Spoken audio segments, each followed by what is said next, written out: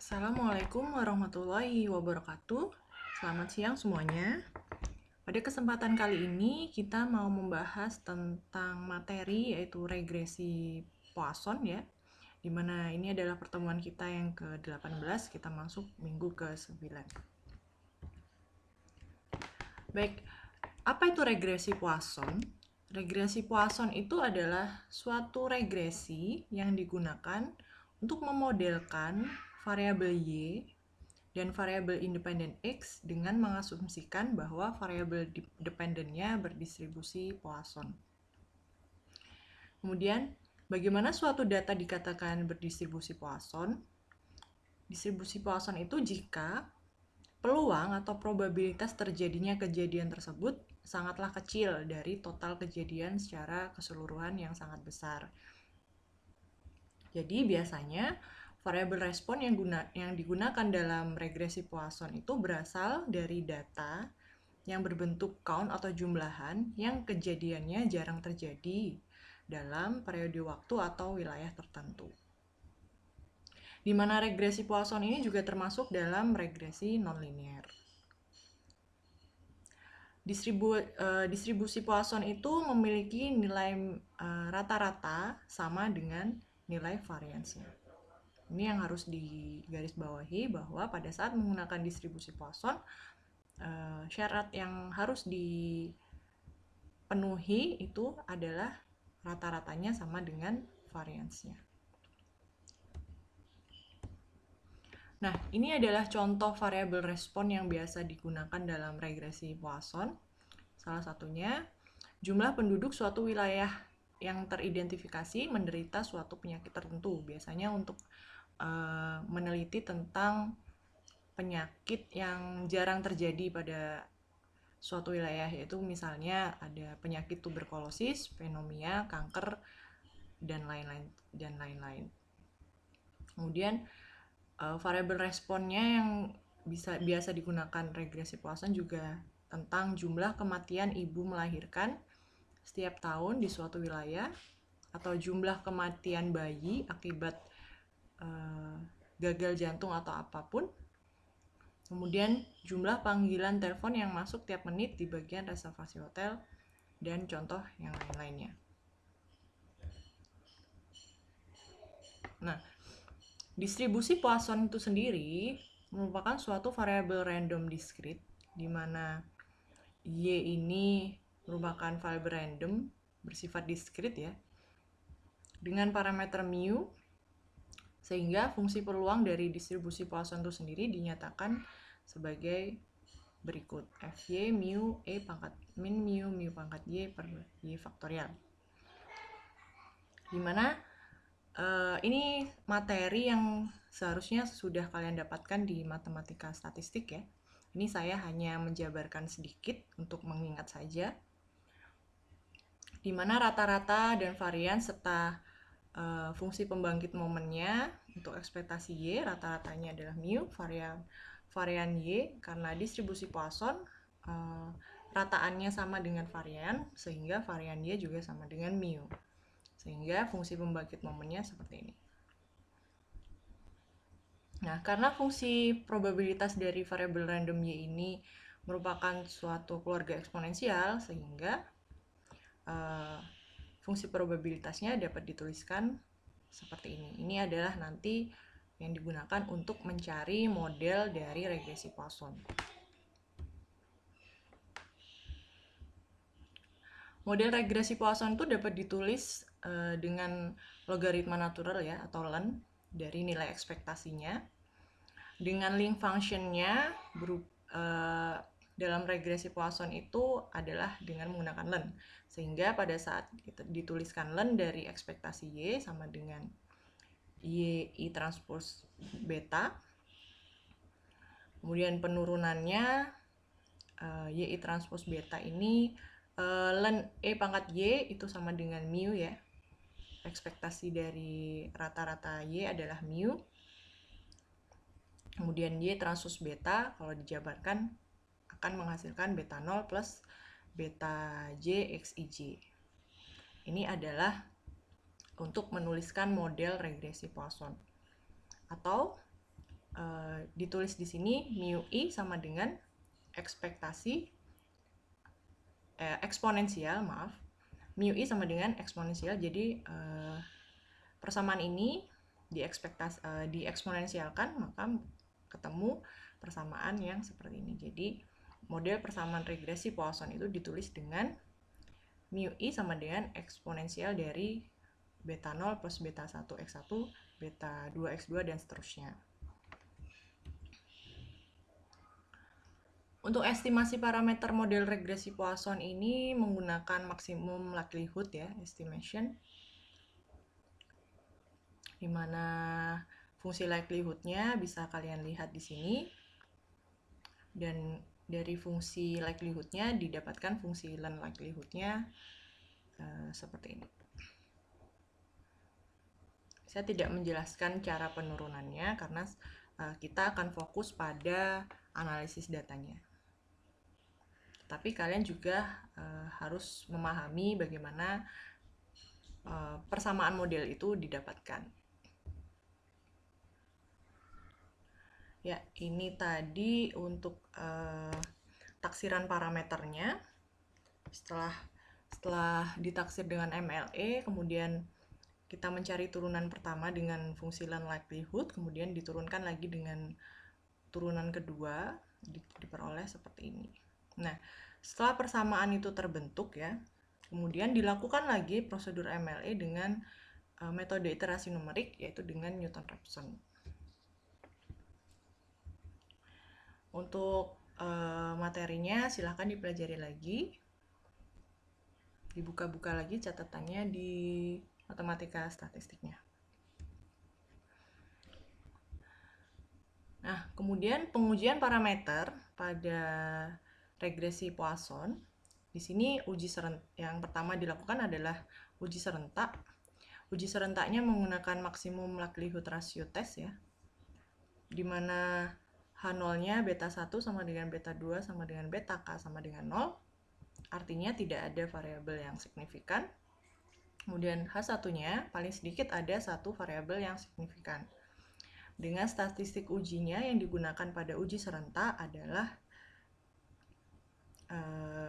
nilai deviance di sini. Nilai D ini adalah nanti diperoleh nilai deviance, di mana daerah kritisnya dia akan tolak H0 jika nilai deviance dari beta taksirannya lebih besar dari nilai C-square tabel, dengan P ini adalah derajat bebas beta, banyaknya beta, dan alfa adalah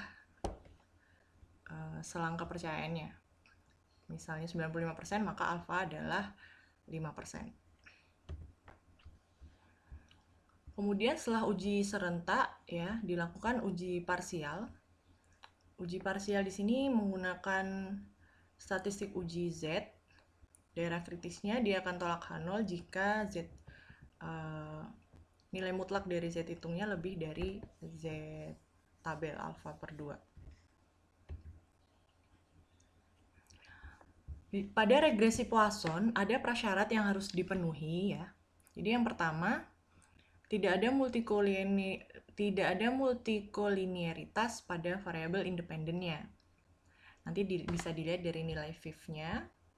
Kemudian variabel responnya itu distribusinya distribusi Poisson ya.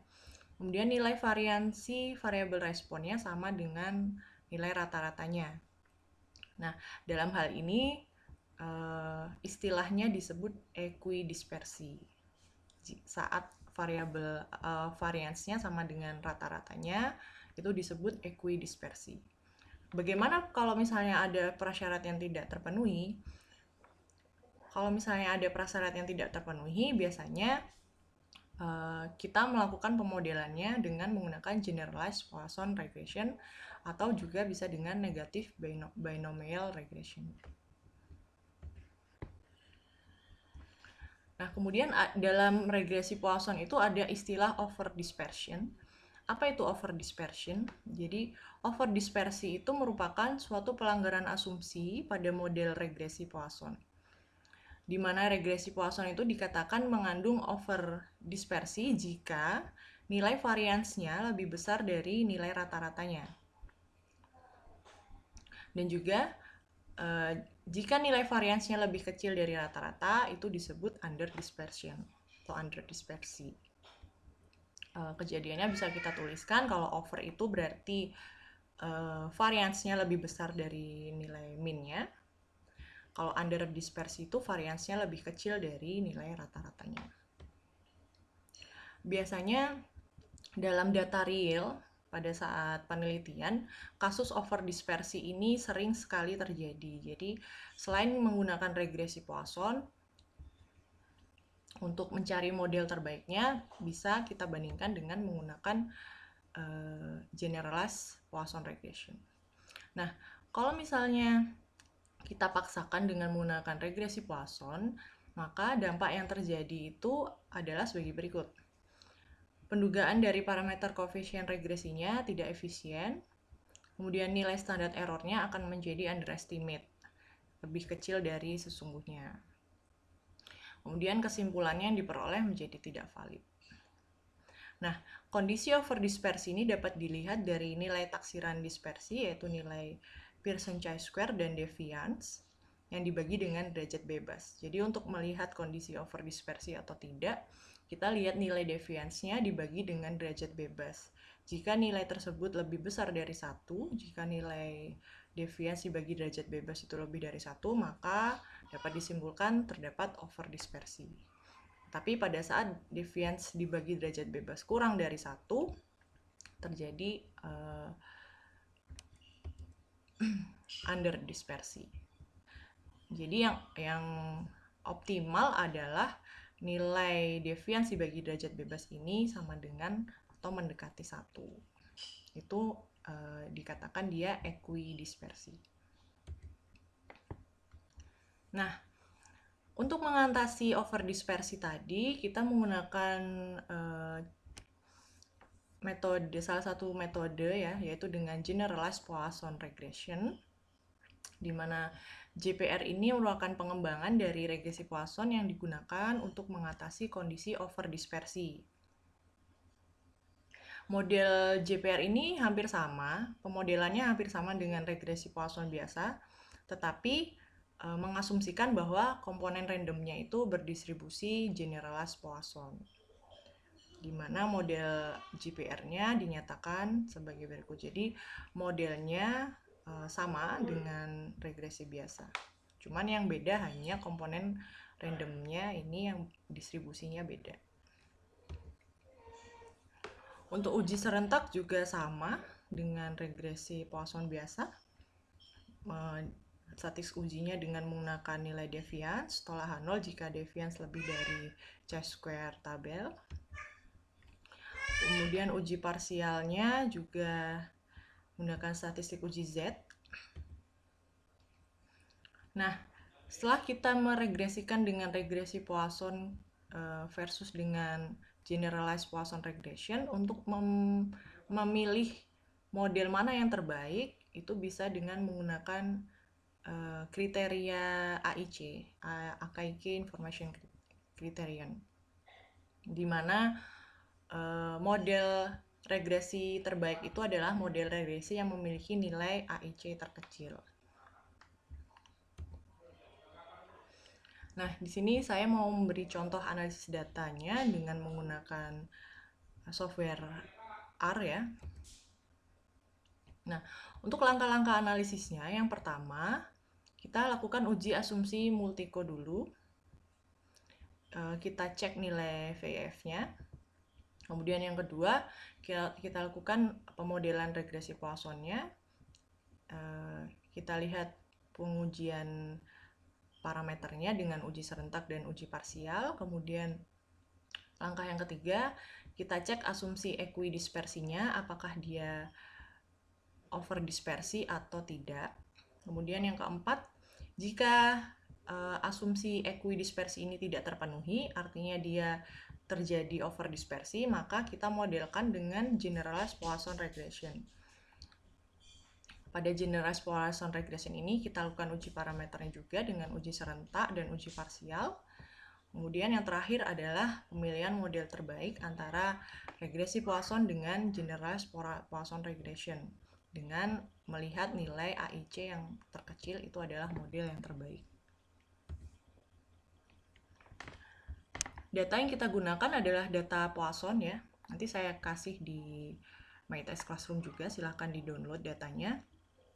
Terdiri dari variabel terikat Y, di mana Y ini adalah suatu count ya, suatu data jumlahan. Dan ada dua variabel bebas X, di mana variabel bebasnya ini bersifat kategorik. Kemudian yang pertama kita lakukan, kita import dulu datanya ke R.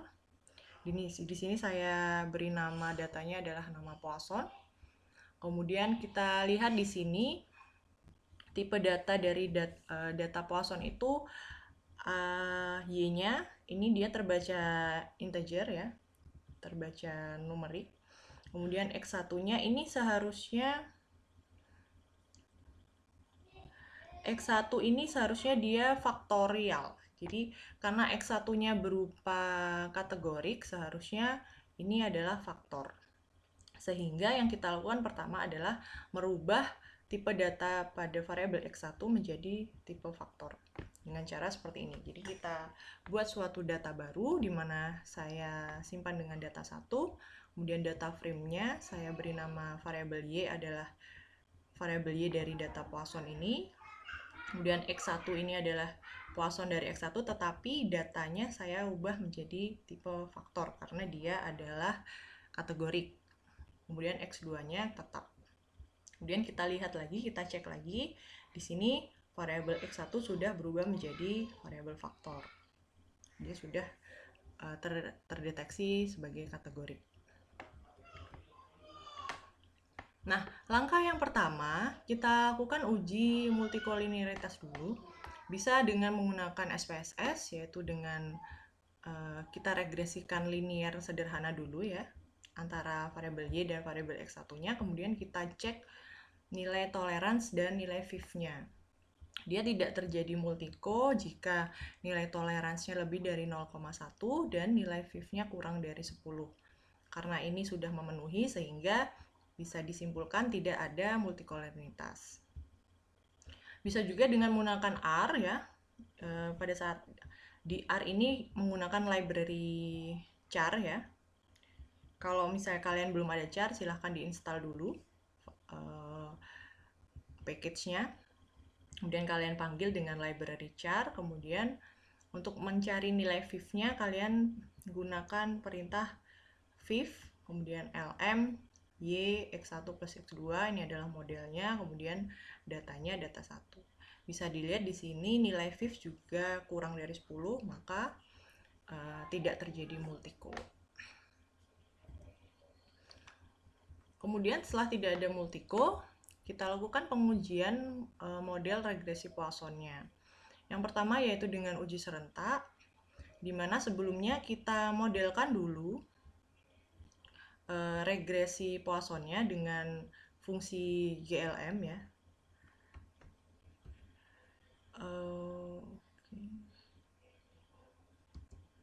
Ya, dengan fungsi GLM.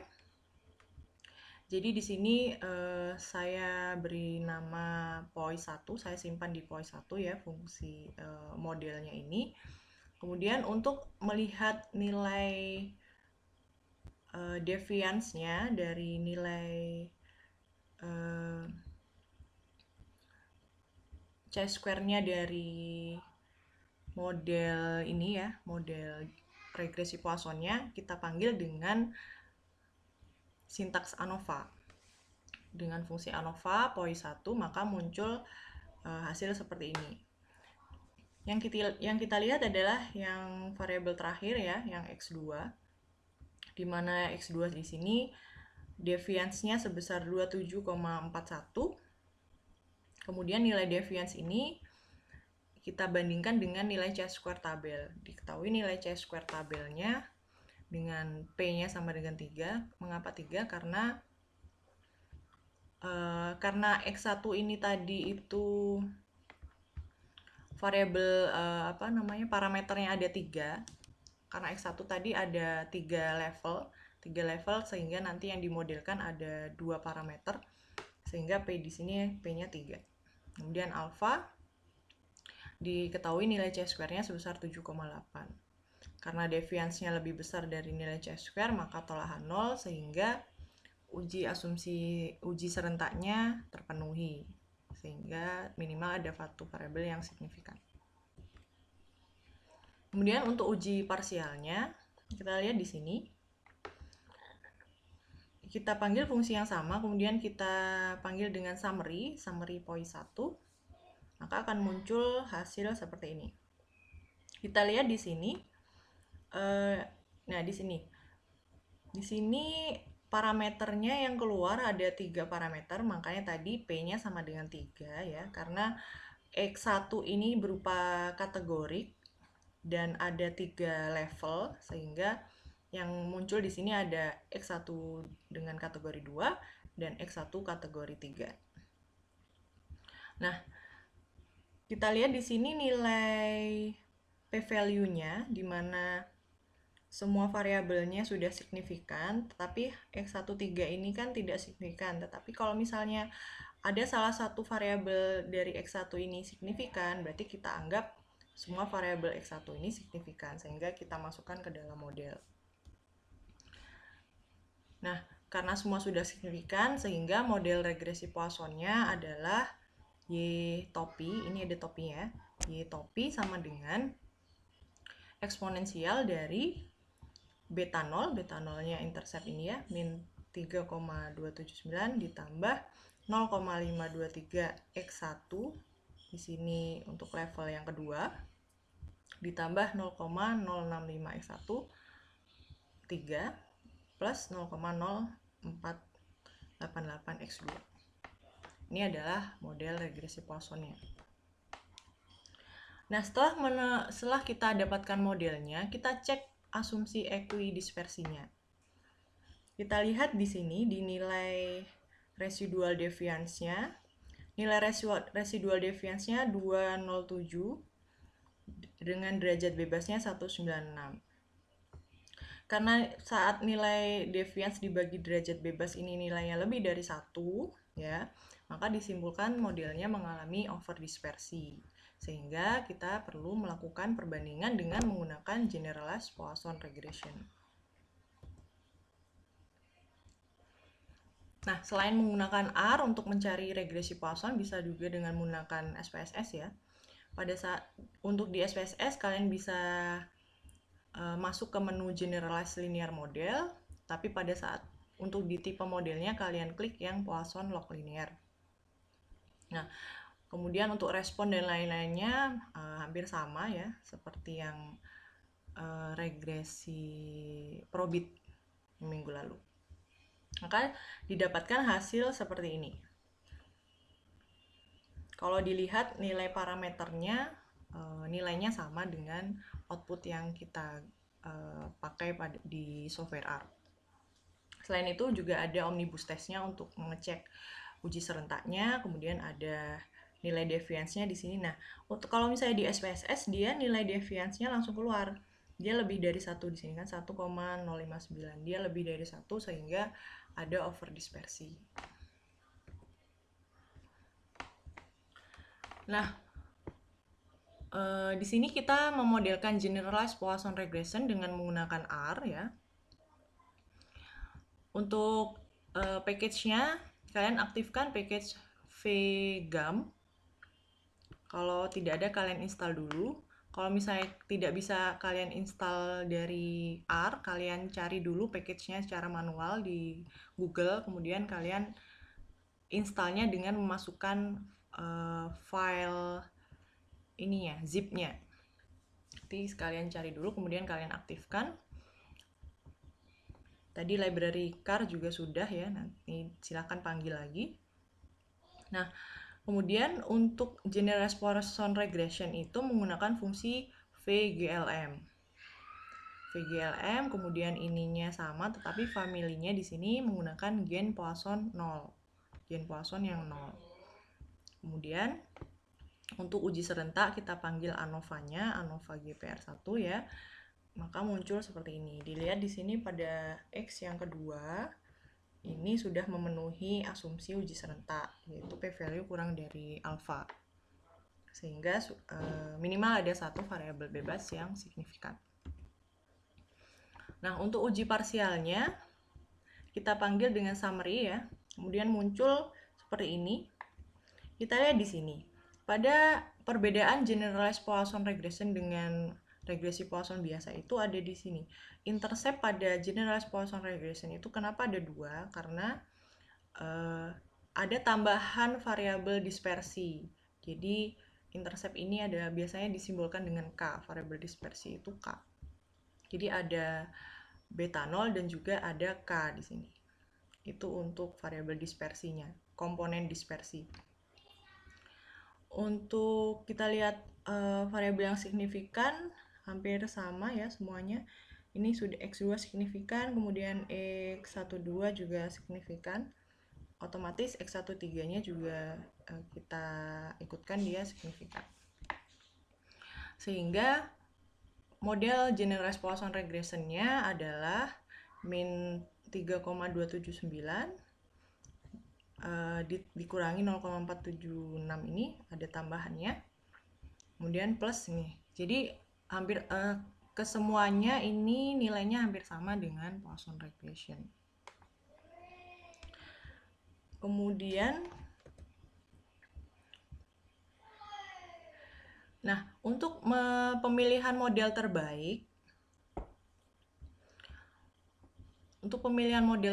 antara model regresi Poisson dengan generalized Poisson regression, kita bisa melihat nilai AIC-nya.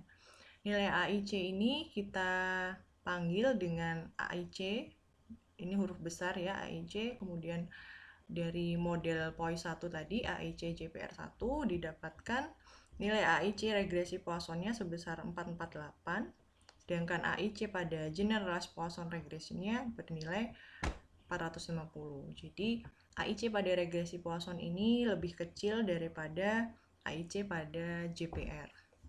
Sehingga kesimpulannya, model terbaik untuk data ini, untuk data di data Poisson ini ya, data contoh yang saya berikan itu adalah menggunakan regresi Poisson karena nilai AIC-nya dia lebih kecil. Kenapa kok regresi Poisson ini yang terbaik tetapi padahal ada over dispersi di situ? Bisa jadi karena datanya. Karena ini datanya hanya data bangkitan ya. Jadi bisa jadi ada kurang tepat pada data itu. Tetapi untuk cara penyelesaiannya seperti itu tadi langkah-langkah yang sudah saya berikan. Yang terakhir, untuk pemilihan model terbaiknya kalian bisa bandingkan dengan nilai AIC-nya. Baik, cukup sekian materi tentang regresi Poisson untuk siang hari ini. Saya harap semua bisa memahami dengan baik. Sekian, terima kasih dan wassalamualaikum warahmatullahi wabarakatuh.